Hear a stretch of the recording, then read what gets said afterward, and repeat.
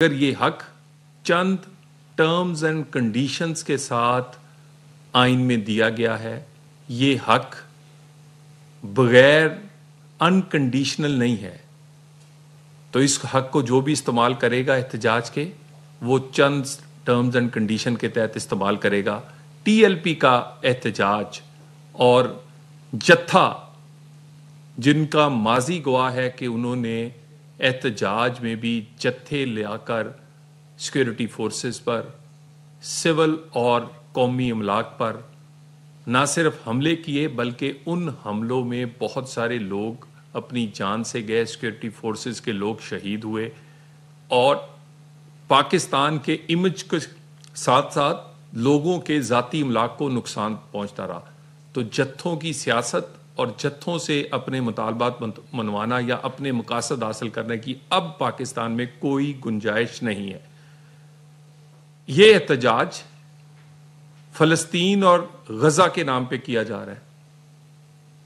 یہ واحد دنیا میں اس وقت احتجاج ہے جو فلسطین اور غزہ کے نام پہ ہو رہا ہے۔ پوری دنیا میں جن لوگوں نے غزہ کے لیے آواز اٹھائی ہے وہ آج مٹھائیاں بانٹ رہے ہیں، خوش ہیں، جھوم رہے ہیں۔ فلسطینیوں نے سجدہ شکر ادا کیا ہے کہ ان کو امن ملا ہے، اپنا وطن ملا ہے، دوبارہ سے آباد کرنے کا موقع ملا ہے، اور اس کے لیے جو کوششیں پاکستان سمیت اسلامی ممالک اور دیگر ممالک نے کی ہیں، وہ تمام بھی اس بات پہ خوش ہیں کہ آخر کار ایک بہت بڑے المیے کے بعد ایک امن اور فلسطین کو اس کے حق ملنے کی امید پیدا ہوئی ہے۔ اگر غزہ کے لوگ، فلسطینی، حماس، اس کے تمام سٹیک ہولڈرز خوش ہیں، اور خوش اس لیے ہیں کہ ان کو وہ معاہدہ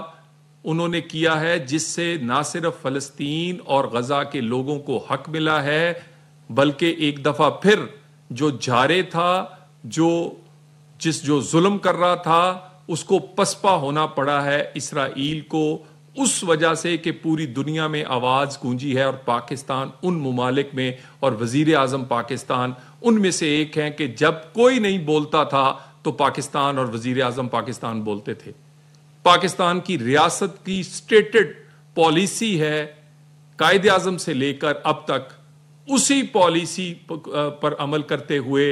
اس معاہدے میں بھی اپنا پورا رول پلے کیا ہے، اور الحمدللہ آج ہم کسی حد تک مطمئن ہیں کہ ہم نے اپنے بھائیوں کا حق کسی حد تک ادا کیا ہے اور آئندہ بھی کرتے رہیں گے۔ غزہ اور فلسطین کے اس مسئلے کے حل کے بعد یہ احتجاج کی وجہ کیا ہے؟ یہ شاید سب سے بڑی سوچنے کی وجہ ہے کہ مسئلہ جس کا حل ہو چکا، اس حل کے ہونے پر فریقین، جو کہ سب سے بڑا فریق غزہ کے لوگ اور فلسطینی تھے، وہ خوش ہیں، وہ مطمئن ہیں، اس کے باوجود احتجاج ان کے نام پر کیوں ہو رہا ہے؟ اس کا مقصد، اس کا بڑا آسان جو جواب یا جو سوچیں تو جواب ملتا ہے وہ یہی ہے کہ اس کا مقصد پھر یقیناً کچھ اور ہے۔ اور ہے کیا؟ اس کا آغاز پچھلے 2 دن سے لاہور میں ان کے مرکز اور انفارچونیٹلی مسجد کو سیاسی دفتر بنا کر اپنے ذاتی مقاصد کے لیے مسجد کے پیچھے چھپ کے اور اس کے اندر سے ایسے کام کیے گئے جنہوں نے مسجد کا تقدس ہو، اور حضور نبی کریم صلی اللہ علیہ وآلہ وسلم کی سنت کا نام لینے والوں نے، میں میڈیا کو فوٹیج وہ دے رہا ہوں کہ جس میں ڈنڈے، کیلوں والے ڈنڈے، کیمیکل، شیشے کی گولیاں اور ٹینس بال، جتنی بال ہے اس کے ارد گرد تمام نکیلے کیل ہیں، اس کو ایک غلیل نما چیزوں سے داغا جاتا ہے پولیس پہ، 1 درجن سے زائد پولیس اہلکار اور رینجرز کے اہلکار زخمی ہیں. یہ جتھا جس کی تعداد 2000 سے زائد نہیں ہے، یہ وہاں سے نکلا ہے اپنے مرکزی دفتر سمن آباد سے، اور وہاں سے بند روڈ سے ہوتے ہوئے یہ راوی روڈ کی طرف جا رہے ہیں. یہ اس لیے نکلنے میں کامیاب ہوئے ہیں کیونکہ پولیس اور حکومت نے یہ ان پر طاقت کا استعمال نہیں کیا. ان کو سمجھانے کے لیے، ان کو بتانے کے لیے وہاں پر کچھ رکاوٹیں لگائی گئیں، مگر طاقت کا استعمال نہیں کیا گیا. نہیں تو کیا مجال تھی اس 2000 کی